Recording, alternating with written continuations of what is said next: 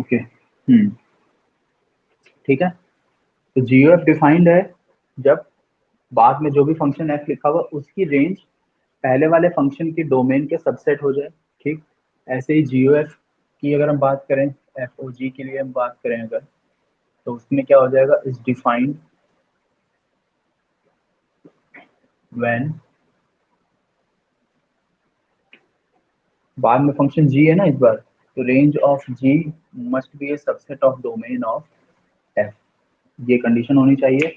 अगर G o F function find करें, identity function आ जाए, आई का मतलब है identity function,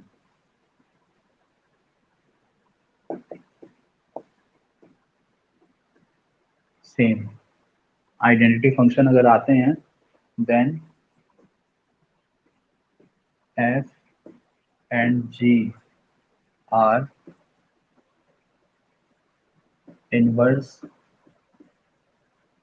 functions of each other. ये दोनों एक दूसरे के इनवर्स फंक्शन होंगे ऐसी कंडीशन होने पर। ठीक है। तो अब चलो, ये तो हमें पता लग गया कि ये इनवर्स फंक्शंस होंगे। इनवर्स फंक्शंस का कंसेप्ट हमें मालूम भी है क्या होता है, कि अगर कोई फंक्शन एफ दे रखा है और उसको हम कोई दूसरे फंक्शन में चेंज कर पाए, जिनको अगर हम कंपोजिट करें तो वो आइडेंटिटी फंक्शन आ जाए। अब यहाँ से ये भी एक मीनिंग होगी। अभी तक इनवर्स फंक्शन क्या होता था कि हम वेरिएबल्स इंटरचेंज कर देते थे। अगर एक्स की वैल्यू एक्स के टर्म एक्स की वैल्यू हम वाई के टर्म में फाइंड आउट करते थे, तो वो इनवर्स फंक्शन बन जाता था, और वाई की वैल्यू जो होती थी वो उस वाई वाले फंक्शन के लिए डोमेन बन जाती थी, जो एक्चुअल फंक्शन के लिए रेंज की तरह वर्क करती थी, राइट। वो फाइंड करने का तरीका था। तो फाइंड अभी भी वैसे ही करेंगे। लेकिन अब हमें यहाँ से एक और चीज पता लग गई कि अगर हमें एक फंक्शन एफ फाइंड आउट किया, दूसरा फंक्शन हमने जी फाइंड आउट किया, ठीक है, और फिर उसको सॉल्व करने के बाद अगर वो आइडेंटिटी फंक्शन आ रहा है, तो फिर हम ये कहते हैं कि वो एक दूसरे के इनवर्स फंक्शन हैं। करेक्ट। या उल्टा कह लो कि अगर कोई फंक्शन हमने एफ फाइंड आउट किया और एक फंक्शन हमने इनवर्स फाइंड आउट किया, ठीक, अब ये दोनों फंक्शन को अगर कंपोजिट कर दिया जाए आपस में, तो फिर आइडेंटिटी फंक्शन आ जाएगा, हम ये भी बोल सकते हैं। ठीक है ना। तो अब यहाँ पे वही चीज लिखी हुई है कि G and F R inverse of each other if their composition is an identity function. Correct. ये है चीज। ठीक। अब हम आते हैं इस बात पे कि इनवर्स फंक्शन एग्जिस्ट करेगा कब। ठीक है ना। अगर कोई भी फंक्शन दे रखा हो एफ, तो उसका इनवर्स कब एग्जिस्ट करेगा और कैसे फाइंड आउट करेंगे। अब हम उस चीज पे आते हैं। तो existence of F inverse, simple सी बात है ये, एग्जिस्टेंस ऑफ इनवर्स ऑफ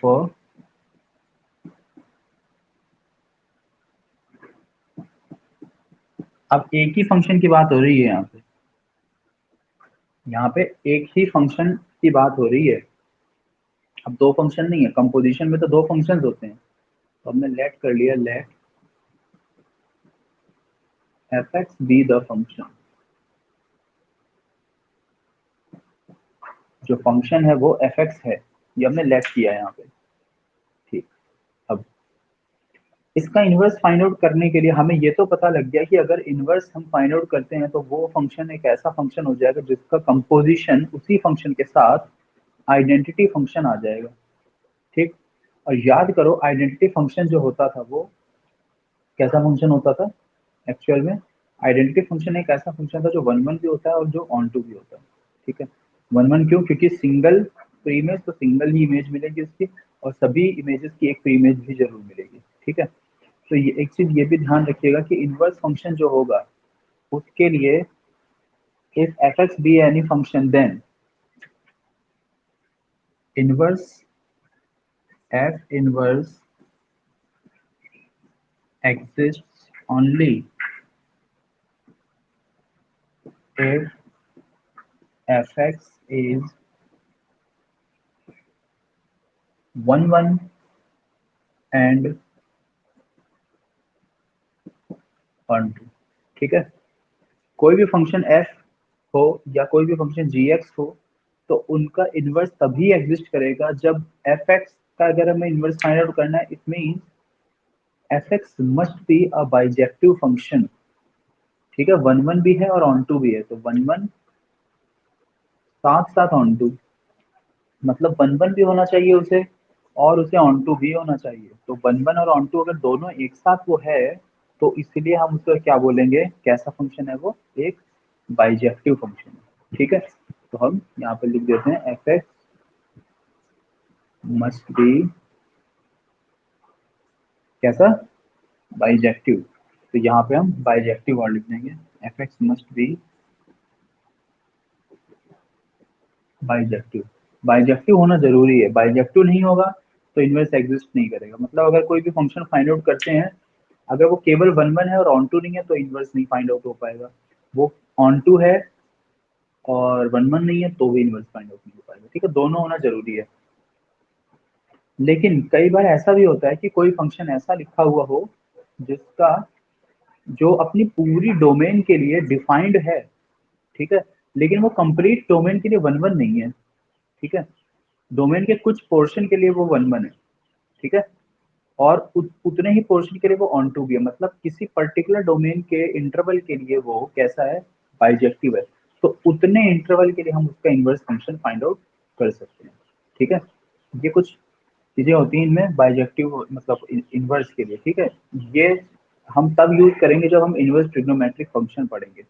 इसी वजह से इनवर्स बता रहा हूँ अभी मैं, क्योंकि देखो इनवर्स ट्रिग्नोमेट्रिक फंक्शन में सोचो आप, ट्रिग्नोमेट्रिक फंक्शन की डोमेन क्या होती है, एवरी रियल नंबर, सारे रियल नंबर्स होते हैं, राइट।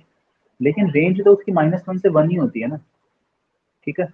इसका मतलब वो ऑन टू हो पाएगा, कभी भी नहीं होगा ना, वो वन वन है, ध्यान से देखो, वन वन भी नहीं है वो और ऑन टू भी नहीं है, ठीक। वन वन क्यों नहीं है सोचो, साइन थीटा है, ठीक है, साइन एक्स है, एक्स की जगह जीरो रखो, साइन जीरो कितना होता है, जीरो ही होता है, ठीक। अब हमने एक्स को चेंज किया और 360 डिग्री रख दिया या फिर 2 पाई रख दिया, ठीक। अब कितना हो जाएगा, फिर से साइन जीरो, फिर से वैल्यू जीरो आ गई। मतलब दो प्री इमेजेस की एक ही तो इमेज मिल रही है हमको, तो ये वन वन नहीं हुआ ना। अब कैसा हुआ, मैनी वन हुआ, ठीक। मतलब ये वन वन नहीं है, वन वन नहीं है तो ये बाइजेक्टिव नहीं होगा, मतलब इनवर्स एग्जिस्ट नहीं करेगा। जबकि आप इनवर्स ट्रिग्नोमेट्री जब पढ़ेंगे तो नाम ही फंक्शन का इनवर्स ट्रिग्नोमेट्री फंक्शन, इसका मतलब वो एग्जिस्ट कर रहा है। तो वो अपने इंटरवल के कुछ सॉरी अपने डोमेन के कुछ इंटरवल के लिए एग्जिस्ट करता है, ठीक है। वो जब चैप्टर 2 स्टार्ट करेंगे तब वो मैं एक्सप्लेन करूंगा पूरी तरह से, तो आप समझ भी जाएंगे, अभी केवल हिंट दिया मैंने, ठीक है। तो बाइजेक्टिव हम मतलब जरूरी नहीं कि कंप्लीट डोमेन, अगर हम इनवर्स फाइंड आउट कर रहे तो हमें ये देखना पड़ेगा कि हम जिस भी डोमेन के इंटरवल के लिए फाइंड करें एटलीस्ट उतनी डोमेन के लिए फंक्शन मस्ट बी बाइजेक्टिव, ठीक है। तो बाइजेक्टिव होना बहुत जरूरी है। If F X is not a bijective function then its inverse will not exist. अब इनवर्स ऑफ फंक्शन जो है वो एग्जिस्ट नहीं करेगा। तो एग्जिस्टेंस के लिए हमें जरूर ध्यान रखना होगा, इनवर्स एग्जिस्टेंस के लिए मतलब वो वन वन और ऑन टू दोनों ही होना जरूरी है, ठीक है। क्लियर हुई बात, ठीक। ये तो हो गई इनवर्स के एग्जिस्टेंस के लिए। अब यहाँ पे ये मैंने लिख ही दिया कि वो बाइजेक्टिव होना चाहिए, ठीक है ना। अब अगर बाइजेक्टिव फंक्शन होना चाहिए तो हमें इनवर्स फंक्शन फाइंड करना पड़ेगा, ठीक है ना। मान लो इनवर्स हमें फाइंड आउट करना है, आएगा नहीं, क्वेश्चन नहीं आएगा आपके बोर्ड एग्जाम में, ठीक है। लेकिन क्योंकि ये टॉपिक मैंने आपको ऑलरेडी एक्सप्लेन किया हुआ है कि if any function F is given then we can check whether given function is one one और नॉट। तो वन वन का चेक करने का जो मेथड है, simply use that method which is X one और एक्स टू लेट करने वाला मेथड, ठीक है। सिंपली उसको यूज कीजिएगा, ठीक। ऑन टू के लिए आपको मैंने लेट करने वाला तरीका बता रखा था, जिससे हम वाई लेट करते हैं, फिर एक्स के टर्म्स में वाई की वैल्यू फाइंड आउट करते हैं, देन अगेन हम रिप्लेस कर देते हैं उसे, करेक्ट, ठीक है। देखो मैं केवल तुम्हें ऑन टू समझा रहा हूँ, इनवर्स फाइंड करने वाले स्टेप, ठीक है। एक एग्जांपल ले रहा हूँ मैं, एक एग्जांपल लिया मैंने, क्वेश्चन है ये,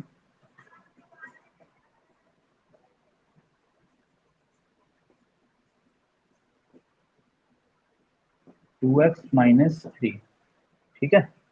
ये जो फंक्शन लिखा हुआ है ना, ये वन वन भी होगा और ये ऑन टू भी होगा, ठीक है। ये हमेशा वन वन और ऑन टू बोथ होगा। तो अब हमें इसके इनवर्स फाइंड आउट करना है, केवल फाइंड एफ इनवर्स। ठीक, तो मैं केवल एफ इनवर्स का तरीका बता रहा हूँ तुम्हें, वन वन और ऑन टू आप जानते हैं, वो आप प्रूव कर सकते हैं। तो देखिए एफ इनवर्स के लिए हम क्या क्या फाइंड आउट करेंगे। एफ इनवर्स तो आ ही जाएगा, बट मैं ऑन टू की कंडीशन आपको समझा रहा हूँ केवल, या छोड़िए ऑन टू की कंडीशन नहीं, ये चीज बता रहा हूँ आपको कि ये आइडेंटिटी फंक्शन ही आता है, कंपोजिशन वो समझा रहा हूँ। देखो लेट y बराबर एफ एक्स, जिसकी वैल्यू है 2x माइनस थ्री, करेक्ट, ये वैल्यू होगी, और 2x बराबर y प्लस थ्री, और x equals to Y plus three whole upon two, ये वैल्यू आ गई, यही है एफ इनवर्स। ठीक है, देयरफॉर यहाँ पे लिख दिया हमने F inverse is given by, ये हो गया ना। ठीक, याद रखिएगा इनवर्स फंक्शन x के ही टर्म में पूछा जाता है, तो एफ इनवर्स की वैल्यू फिर वापस y को x से रिप्लेस कर दो, तो ये बन गया x plus three whole upon two, ये फंक्शन आ गया है इनवर्स फंक्शन। ठीक, अब हमें देखना है कि इसका एफ इनवर्स का कंपोजिशन f के साथ क्या आ रहा है। ठीक है, और इस फंक्शन को हम g मान लेते हैं, तो अब हम इसका कंपोजिशन देखेंगे। इसको हमने लेट क्या कर लिया, g फंक्शन लेट कर लिया। ठीक है, now F O G means f of gx means f of, और gx की वैल्यू है x plus three by two. ठीक है, f this variable F x कैसे डिफाइंड है, एफ एक्स देखो क्या डिफाइन किया हुआ था, जो भी वेरिएबल लिखा है उसमें पहले दो से मल्टीप्लाई करो, तो जो वेरिएबल लिखा है उसमें पहले दो से मल्टीप्लाई कर दिया,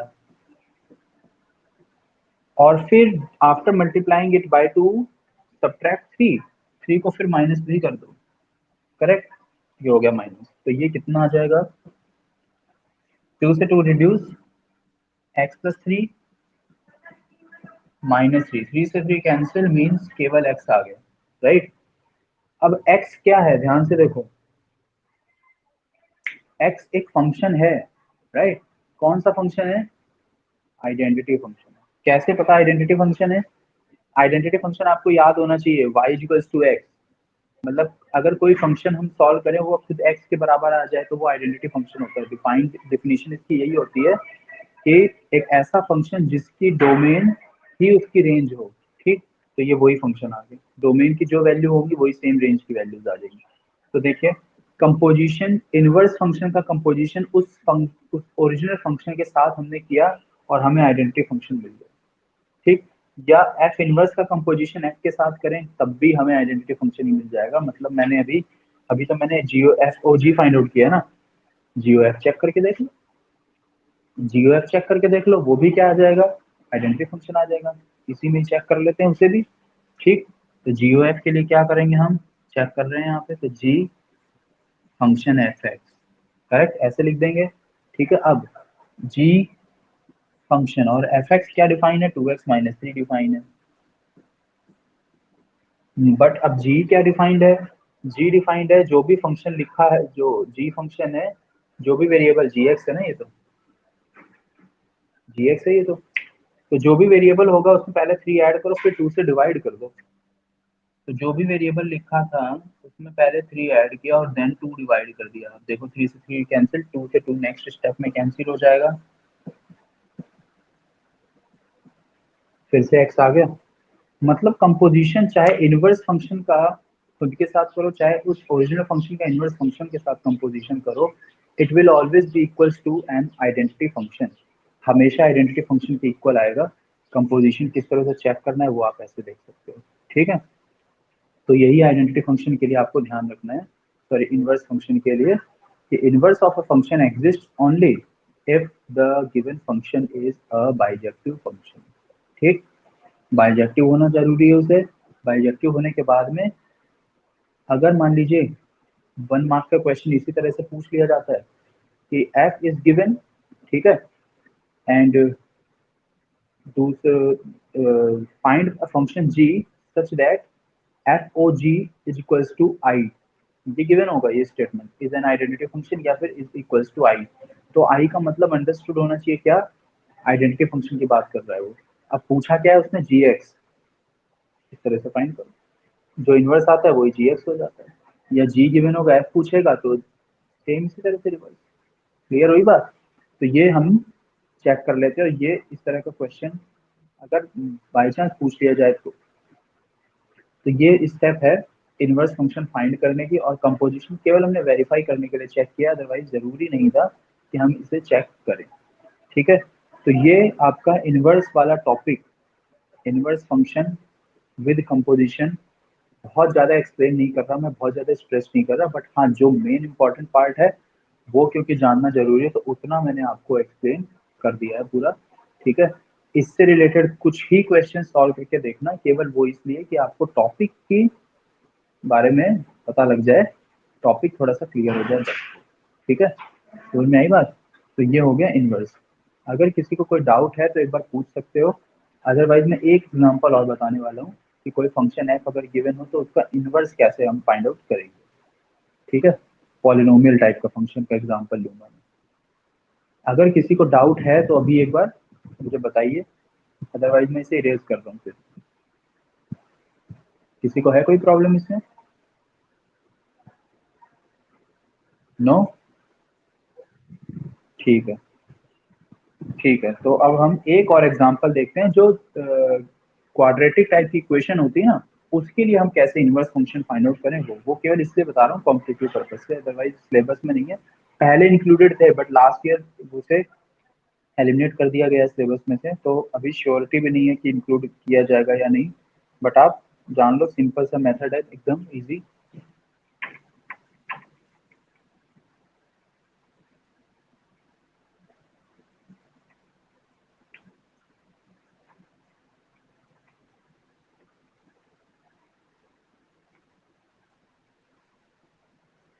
ओके, हमें एक एग्जांपल कंसीडर कर रहे हैं हम। ठीक है, जिसके लिए हम फंक्शन सॉल्व करेंगे।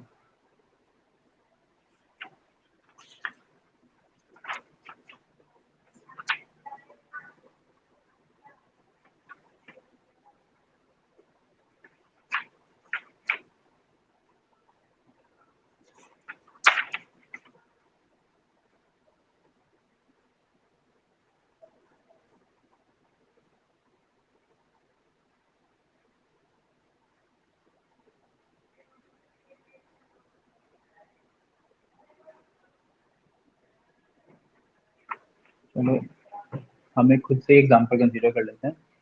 एफ एक्स ये गिवन है, मान लेते हैं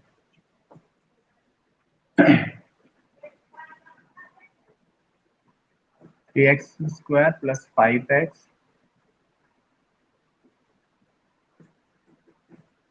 इस तरह का कुछ हमें फंक्शन एक गिवन है। ठीक है, ये हमें कोई फंक्शन गिवन है। ठीक, रियल नंबर इसकी डोमेन है, और रियल नंबर का ही कोई सबसेट इसकी रेंज होगी। ठीक, अब हमें इनवर्स फाइंड आउट करना है। हाँ अब देखो, एक वही वाली बात, हो सकता है ये ऑन टू सभी वैल्यूज के लिए ना हो, लेकिन ये जितनी वैल्यूज के लिए ऑन टू होगा, फिर हम उतनी जो भी इनवर्स फाइंड आउट किया जाएगा ना, वो उतनी ही वैल्यूज के लिए आएगा। समझ में आ रही बात, ये मैंने पहले ही आपको बताया कि रेंज इन रियल नंबर का सबसेट जो होगी, तो वहीं तक फंक्शन क्या माना जाएगा, म्यूट रखो सभी, वहीं तक फंक्शन माना जाएगा कैसा, one one and onto, और जहां तक वो बाइजेक्टिव होगा हम इनवर्स भी वहीं तक फाइंड आउट करते हैं। ठीक, तो अब इसको हमें फाइंड आउट क्या करना है, देखो केवल इनवर्स बता रहा हूँ, वन वन और ऑन टू आप खुद जानते हैं कैसे चेक करना है। ठीक है, वन वन तो सभी को याद है, किसी को कोई डाउट नहीं है ना, वन वन कैसे चेक करेंगे, x1 और x2 वाला जो हमारा मेथड है। ठीक, ऑन टू भी सभी को याद है, वाई लेट करते हैं जो, ऑन टू तो हम एक्चुअली सॉल्व कर ही रहे हैं। ठीक है, ठीक, चलो ऑन टू में एक बार फिर से रिवाइज ही करा दे रहा हूँ आपको, ठीक है ना। ऑन टू के लिए तो हमने लेट क्या किया, y equals to F X. ठीक, is equals to 3x² minus 5x plus 2। ये हमें इस तरह से फंक्शन गिवन है। अब आपको क्या करना है, देखो हमें क्या करना होता है, ऑन टू के लिए हमें y की वैल्यू x के टर्म में फाइंड आउट करनी होती है, सॉरी x की वैल्यू y के टर्म में फाइंड आउट करनी होती है। मगर आप यहाँ पे ध्यान से देखो तो दो दो टर्म x के आ रहे हैं, तो हम इसको इजीली रिड्यूस नहीं कर पाएंगे। तो जब भी ऐसा केस बन जाएगा तो हम हमेशा कंप्लीटिंग स्क्वायर मेथड यूज करते हैं। एक बार इस तरह का एग्जांपल मैंने आपको क्लास में भी बताया था, जब हमारी क्लास होती थी स्कूल में, तब मैंने आपको एक्सप्लेन भी किया हुआ है। अगर किसी को याद आ जाता है तो अच्छी बात है, नहीं तो अभी याद आ जाएगा। तो अब हम यहाँ पे कंप्लीट स्क्वायर मेथड को करने वाले हैं यूज। ठीक, अब उसके लिए हम क्या करेंगे, सबसे पहले तो 3 कॉमन लेंगे, तो ये बन जाएगा x² minus 5/3x plus 2/3। Correct. जैसे हमने 3 कॉमन लिया तो हमारी ये स्टेप आ जाएगी। अब क्या करना है हमें, x² माइनस, अब जो मिडिल टर्म होता है ये x का मल्टीपल वाला, इसमें हम 2 से मल्टीप्लाई और 2 से करेंगे डिवाइड। तो ये क्या बन जाएगा, माइनस 2 इंटू 5/6x प्लस 2/3। अब एक चीज जरूर ध्यान रखना कि कहीं तुम फिर से इसे रिड्यूस कर दोगे, 2ab बनाने के लिए मैंने ऐसा किया है, a² ये मिल गया, ठीक है, 2ab ये मिल चुका है, तो अब b की वैल्यू होगी 5/6, तो इसका स्क्वायर करके ऐड और सब्ट्रैक्ट कर दो। तो हमने 5/6 का स्क्वायर ऐड किया और वो ही सब्ट्रैक्ट भी करेंगे हम। करेक्ट। ये टर्म और ये टर्म तीन मिल गए जिन पे मैं डॉट लगा रहा हूँ, 1 2 और 3। ये तुम्हें डॉट लगाने नहीं है, तुम्हें बहुत लोगों को समझ में आ गया, जिनको नहीं आया बस उनको बता रहा हूँ कि ये तीन टर्म को देखो ध्यान से, तो a² plus b² minus 2ab, मतलब a minus B whole square बन रहा है, केवल इसलिए किया है। 3 ब्रैकेट क्या बन गया, ये x minus 5/6 whole square. Correct. बचा क्या, 2/3 और दिस, तो प्लस 2/3 माइनस 5/6 का स्क्वायर 25/36, इस तरह से आ जाएगा ये। ठीक है ना, ये वैल्यू हमें सॉल्व करने के बाद मिल गई है। तो y बराबर कितना, 3 ब्रैकेट में x माइनस 5/6 होल स्क्वायर और प्लस एलसीएम आ गया है 36, तो 24 माइनस 25। करेक्ट, मतलब -1/6 अभी भी यहाँ रिमेन रह जाएगा। y बराबर 3 ब्रैकेट में, और ये 3 अब यहाँ पे डिवाइड कर दो आप, y/3 बन जाएगा ये। ठीक है, और यहाँ क्या बच गया, x minus 5/6 whole square minus 1/6। ये 1/6 को हम इस साइड ट्रांसपोज कर देंगे। ओके, तो जैसे ही हम इसे ट्रांसपोज करेंगे तो y/3 plus 1/6 equals to x minus 5/6 whole square. अब स्क्वायर हटाएंगे तो यहाँ रूट आ जाएगा, तो ये बन गया हमारे पास x माइनस 5/6 बराबर y। तो अब देखो एलसीएम करने तो 2y बन जाएगा, 2y प्लस 1 होल अपॉन 6, और इसका आ जाएगा अंडर रूट। करेक्ट, और देन ये 5/6 वैल्यू इसमें ऐड भी हो जाएगी जाके। ठीक है ना, ये वैल्यू मिल चुकी है, प्लस ये वन जो 6 है वो ऐड भी करना होगा हमको। तो यहाँ से इसको हम हटाते हैं 5/6 को और इधर ट्रांसपोज करते हैं। ये वैल्यू हमें x की मिल गई है। एक्चुअली हमने इनवर्स फंक्शन कर लिया है फाइंड आउट। ठीक है, एक्चुअली हमने इनवर्स फंक्शन कर लिया है फाइंड आउट। ठीक, अभी हमें क्या करना है, ऑन टू चेक कर रहे हैं ना, क्योंकि हम तो हमने इनवर्स फंक्शन तो कर लिया एक्चुअली फाइंड, अभी हमें fx फाइंड करना था फिर से। x की जगह वेरिएबल,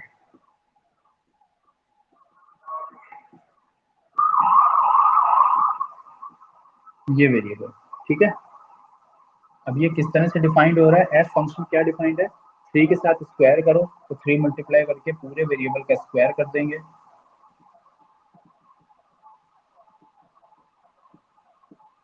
पूरे का स्क्वायर होगा, -5 के साथ मल्टीप्लाई कर देंगे,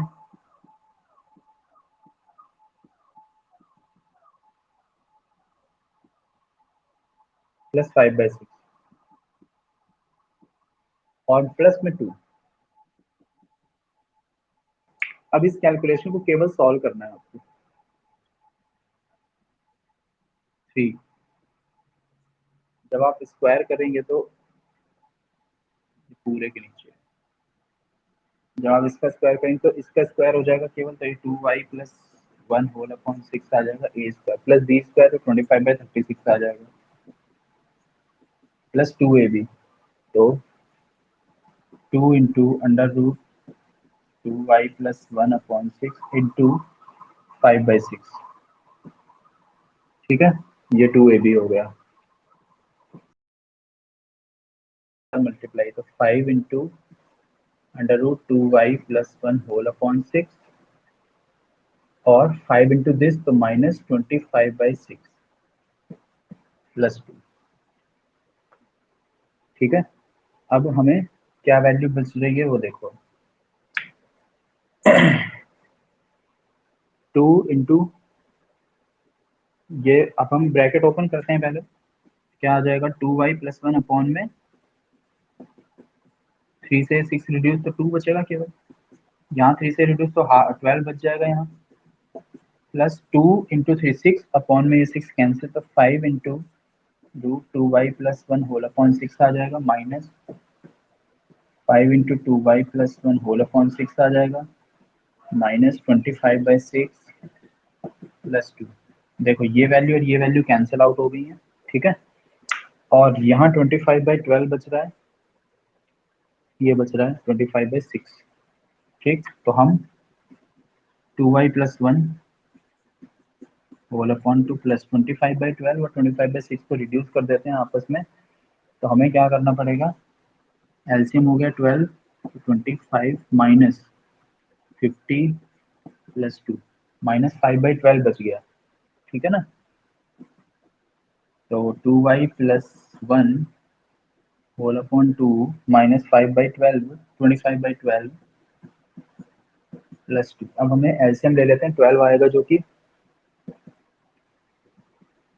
तो कितना आ जाएगा यहाँ 6 से ये पूरी वैल्यू मल्टीप्लाई तो 12y plus 6 minus 25 plus 12 to जा 24। ठीक है, कितना बच गया देखो, 24 और 6 30 माइनस 25 5 आ गया। यहाँ कुछ एक कहीं ना कहीं स्टेप में कुछ ना कुछ मिस्टेक हो गई है, एक बार हमें रीचेक करना पड़ेगा कि कहाँ गलती हुई है। ठीक है, क्योंकि गलती की वजह से ये मैच नहीं कर रहा, नहीं तो क्या होना था, कांस्टेंट टर्म पूरा रिड्यूस हो जाना चाहिए था और 12y अपॉन में 12 तो केवल y आना चाहिए, क्योंकि आइडेंटिटी फंक्शन आना चाहिए। कहीं ना कहीं मिस्टेक हुई है, इस वजह से ये मैच नहीं कर रहा। एक बार रीचेक करते हैं हमारी स्टेप्स को हम। ठीक है, तो ये वैल्यू 3 कॉमन लिया हमने, 5/3 और 2/3 करेक्ट है, 3 कॉमन ही है, एक्स स्क्वायर 2 से मल्टीप्लाई डिवाइड कर दिया तो 5/6 बन गया, स्क्वायर किया सब्ट्रैक्ट कर दिया, ये हो गए x minus 5/6 whole square correct, 2/3 minus this 25/36 correct, 3x minus 5/6 whole square और 24 माइनस 25 अपॉन 36 माइनस 1/36 बच जाएगा, ये स्टेप भी सही है। और ये जो 3 था वो हमने डिवाइड कर दिया इधर, प्लस 1/6 हो गया, फिर रूट आ जाएगा, रूट भी आ गया और ये 5/6 ऐड हो जाएगा। स्टेप तो सही लिखी हुई है।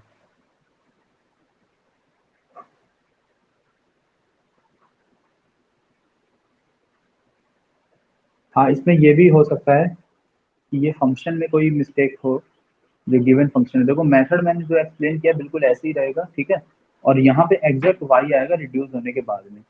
ये हो सकता है कि ये जो क्वेश्चन हमने लिख दिया है ना, ये डिफाइन ना हो पा रहा हो एग्जैक्टली, मे बी ऐसी पॉसिबिलिटी हो सकती है, क्योंकि इसी वजह से यहाँ पे चेंजिंग आ रही है। अदरवाइज कभी भी ऐसा नहीं होगा कि चेंज आए कुछ भी। ठीक है ना, कभी भी नहीं हो सकता वो। 3x² माइनस 5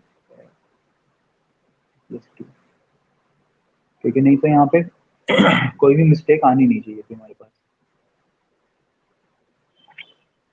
क्योंकि देखो सारे टर्म्स ऐसे रिड्यूस होते जा रहे हैं कहीं ना कहीं, या फिर हो सकता है यहाँ कैलकुलेशन में मिस्टेक हो गई है, ये भी पॉसिबिलिटी है।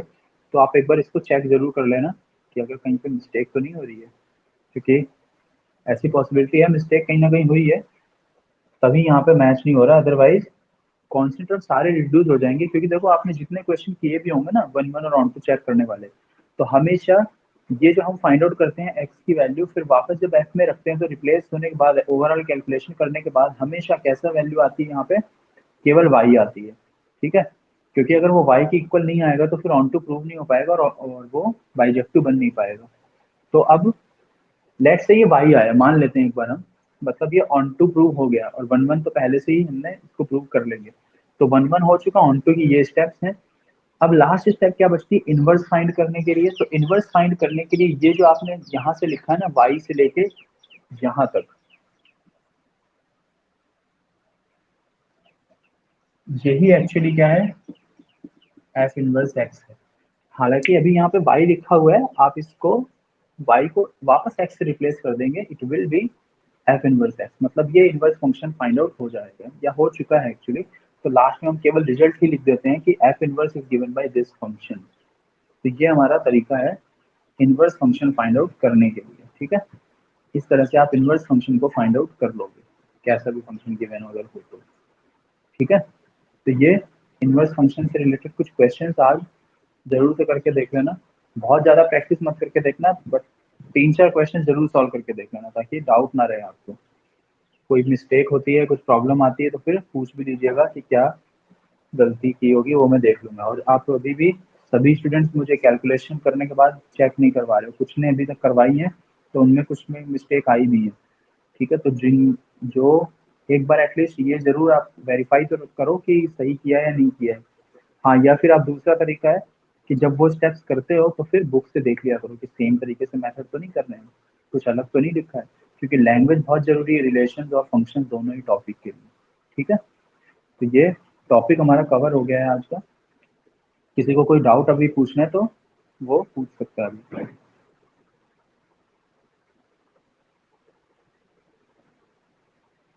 किसी को कोई प्रॉब्लम पूछनी है?